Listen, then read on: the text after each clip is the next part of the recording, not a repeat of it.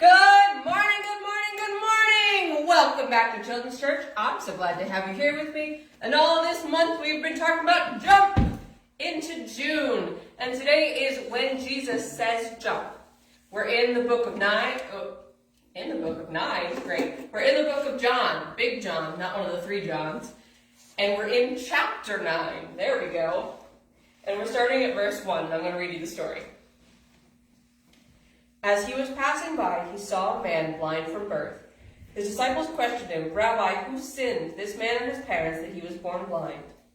"Neither this man nor his parents sinned.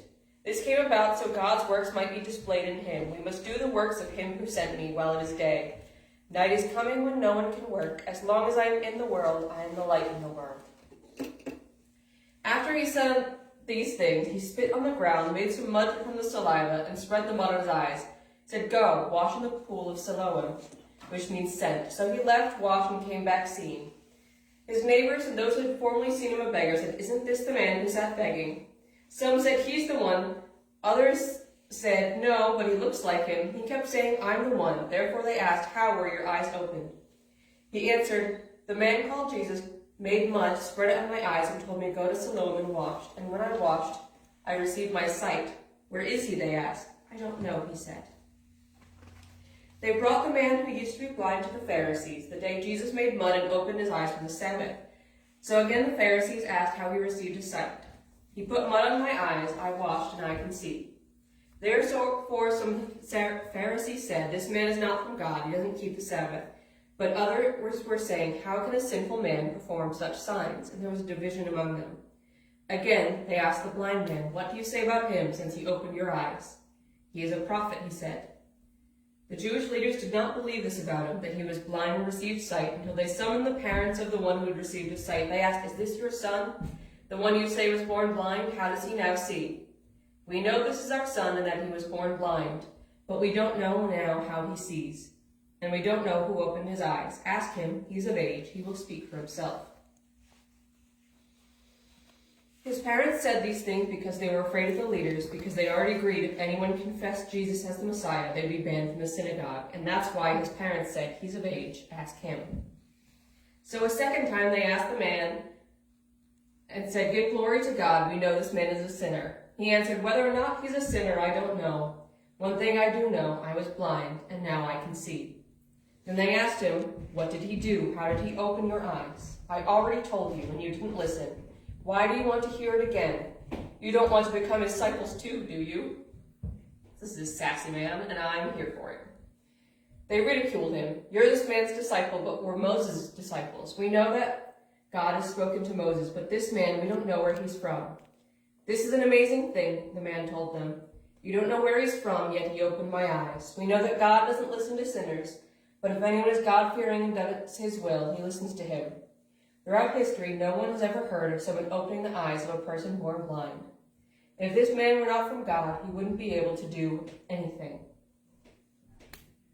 "You were born in sin," they replied, "and are trying to teach us," and then they threw him out. When Jesus heard they had thrown him out, he found them and asked, "Do you believe in the Son of Man? Who is he, sir, that I may believe in him?" Jesus answered, "You have seen him. In fact, he is the one speaking with you." "I believe, Lord," he said, and worshipped him. Jesus said, "I came into the world for judgment, in order that those who do not see will see, and those who do see will become blind." Some of the Pharisees were with him, heard these things, and asked, "We aren't blind too, are we?" "If you were blind," Jesus told them, "you wouldn't have sin. But now that you say we see, your sin remains." So I call this lesson "When Jesus Says Jump," because there's an idiom in English that says, that is, when I say jump, you say how high, meaning you're supposed to be obedient. I've always found this story a little gross in a lot of ways. Number one, I wouldn't want spit mud on my eyes. We're gonna start there. This man was blind, not deaf. He knew what was happening. Did it anyway. When Jesus said jump, he jumped. And he had his sight restored. And then, 3 times, they dragged this poor man who has been a beggar and blind all his life in front of the Pharisees to interrogate him.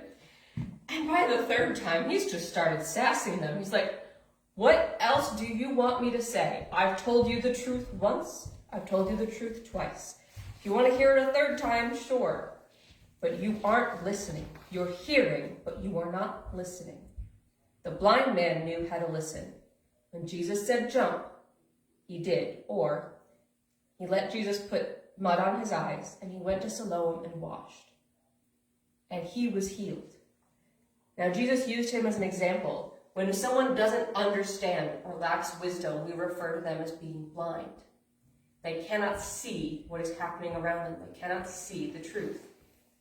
And Jesus came into the world to pass this judgment. Those who were blind would see, but those who could see but did not understand are blind.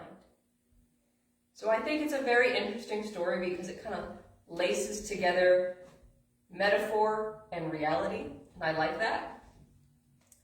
But what I want you guys to remember for this week is when Jesus said jump, blind men jumped. But no matter how many times they heard the truth or saw the truth, the Pharisees did not see. That's what I want you to remember for this week. Think that over, and we'll be back next week with one more Jump into June lesson.